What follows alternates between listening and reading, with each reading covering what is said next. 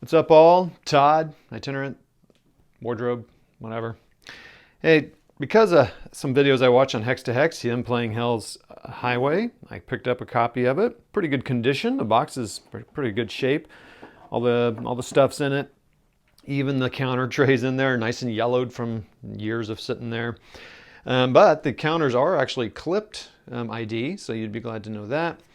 I don't need to do an unboxing because it's been done. So what I want to do instead is just I will show the map, but the reason I got it is I enjoyed his playthrough of the kind of the same scenario that I played Knit Never Snows, which is the Breakout. So I wanted primarily to get to play that, and then sometime I'll play the whole thing. And it seems like it's kind of the same level as Holland 44, which is the Mark Simonich GMT game. And just because the map size is similar and it looks like the size of the pieces or the size of organization they represent similar. But I do want to show you some of the counters and just look at it maybe in a different way. And I want to show you the 82nd Airborne and how they have it structured. And then I want to show you, kind of an example out of that we all know out of A Bridge Too Far and what it looks like with the pieces and on the board. And I'm not going to play the game, but again, just to give a little history. So let's take a look at the 82nd Airborne.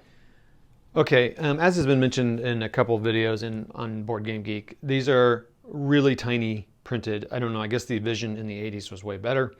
Definitely the gamers are, I suppose, generally younger than they are now playing these games, but they are tiny print.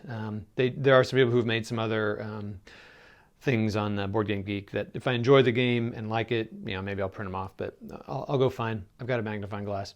So I'm not going to pick them up and show you because you have to wait for the camera to focus and all that. But basically you got your 82nd Airborne. So this is everyone pretty much who landed. There's going to be one point where I'm not clear on, and there's a couple of organization points that I'm also not quite clear on, but so basically how it is structured here, you got this is for supply to show you how many, just kind of show you the supply point. This is to show you how many points you have, which is a chart on the map.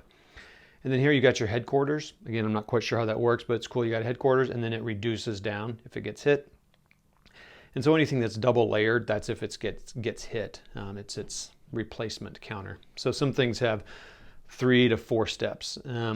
So let's start it's kind of weird, sorry, on the right-hand side here. So we've got the 508th Airborne Infantry Regiment, the 505th, and the 504th. So these are the regiments for the 82nd. And then, of course, it goes down to the 1st, 2nd, and 3rd Battalion. So each counter is a battalion. Same with the 505th. Now, 504th, and I tried to do some real quick research. I'm not clear why this is.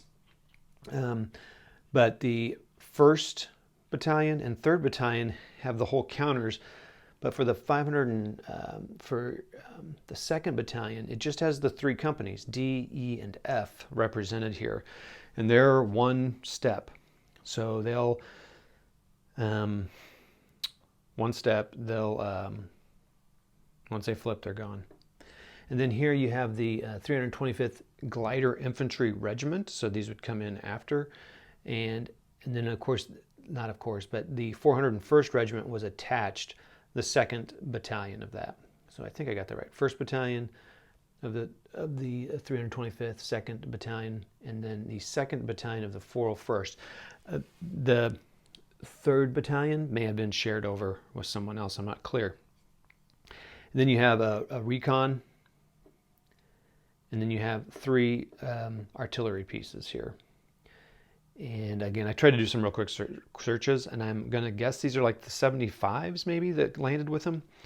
But you have 3 of those to spread out amongst to cover what the 82nd has to cover. So now let's show you. Anyway, this is kind of cool. That's just the structure. And since I got into miniature modeling, I started to recognize and care about the way things are structured a little bit more because I have to think about that when you're building a miniature army.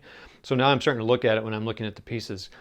In the past, I would just break out the piece and go, okay, let's go. But here it kind of helps me think through about what's going on. And I don't know if it'd help my strategy at all or my playing, but it's fun to inform, what I'm doing. So let's take a look at the map and look where they landed. So I'll be right back.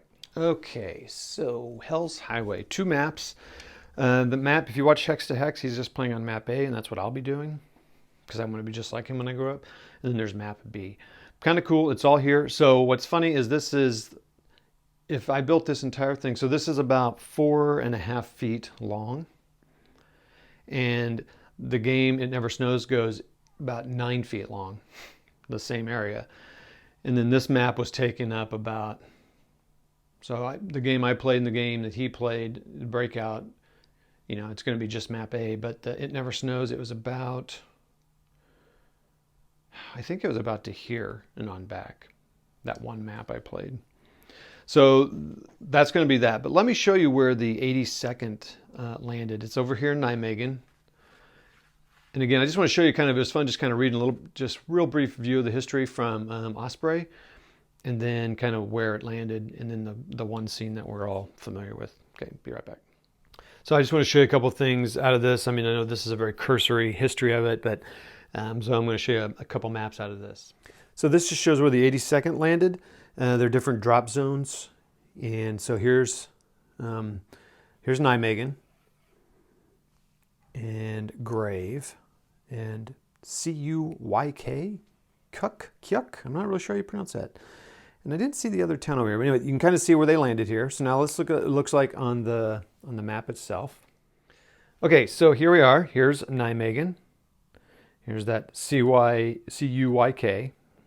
Then here's Grave. So I'm not going to break it down all into what I thought about putting them kind of where they landed, but basically large elements landed in kind of in this area here. This is a circle.